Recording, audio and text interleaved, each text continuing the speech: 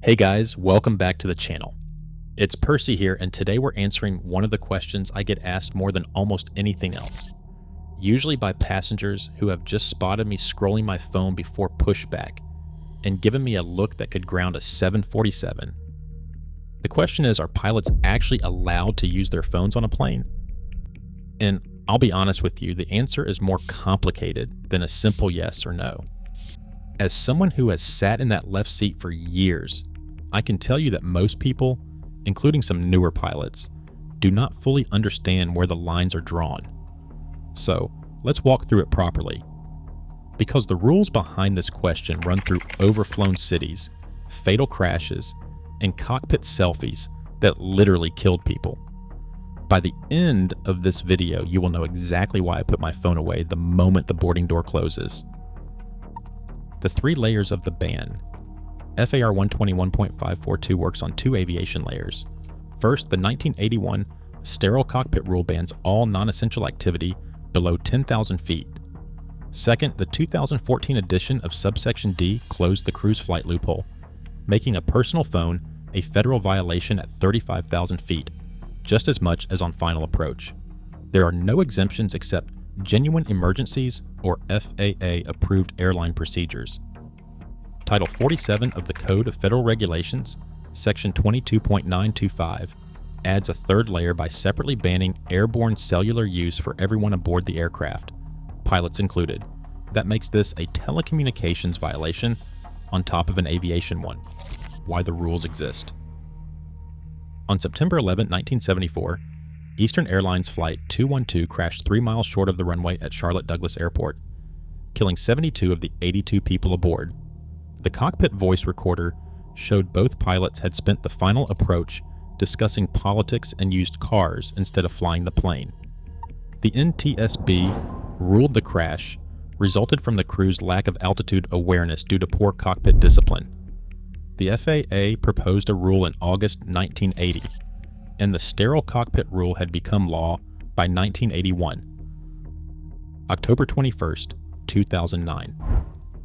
Northwest Airlines Flight 188 overflew Minneapolis by more than 150 miles because both pilots were absorbed in personal laptops.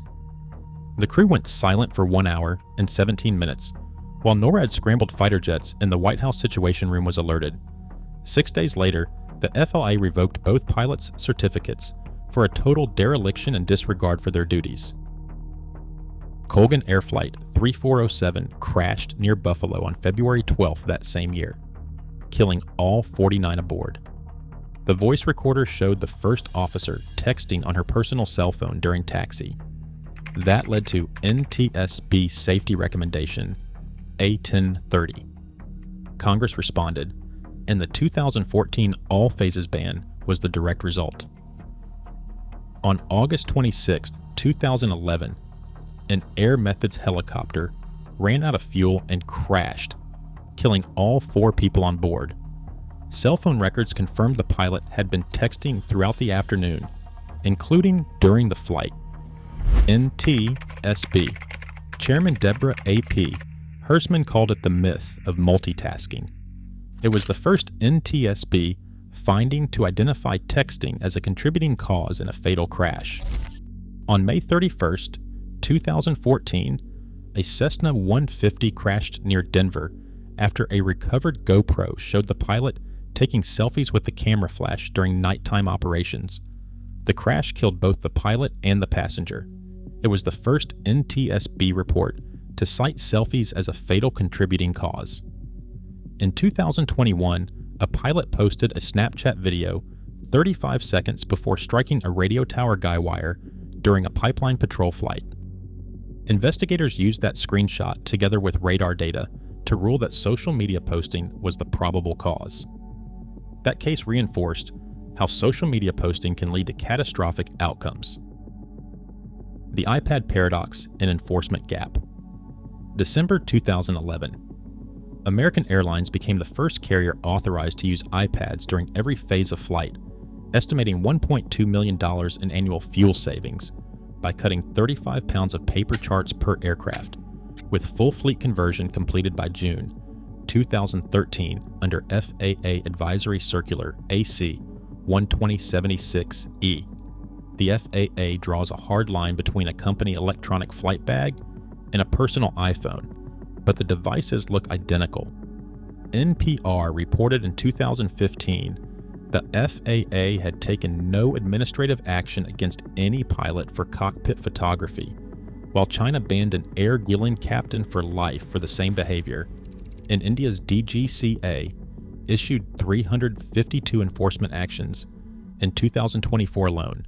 January 2025, IFA-LPA, representing 148,000 pilots worldwide, documented phones jamming thrust levers, cameras pushing side sticks and injuring passengers, and a broken phone generating fumes in the cockpit. Conclusion: the law carves out one exception. In June 2013, pilot Raymond Cody lost all electrical power after takeoff from Telluride, Colorado. He called a TSA coordination officer on his cell phone and had that officer relay messages to air traffic control for 20 minutes until he landed safely, because FAA regulations permit a pilot to deviate from any rule during a genuine emergency. Under U.S. federal law, the answer is no at every phase of flight, and starting in 2026, newly manufactured large transport aircraft will carry cockpit voice recorders capturing 25 hours of audio, up from 2 hours, narrowing the gap between rule and enforcement considerably. From Eastern Airlines Flight 212 in 1974 to the Snapchat pipeline crash in 2021, the lesson has been the same. The cockpit asked for complete attention, and every generation finds a new way to give it something else.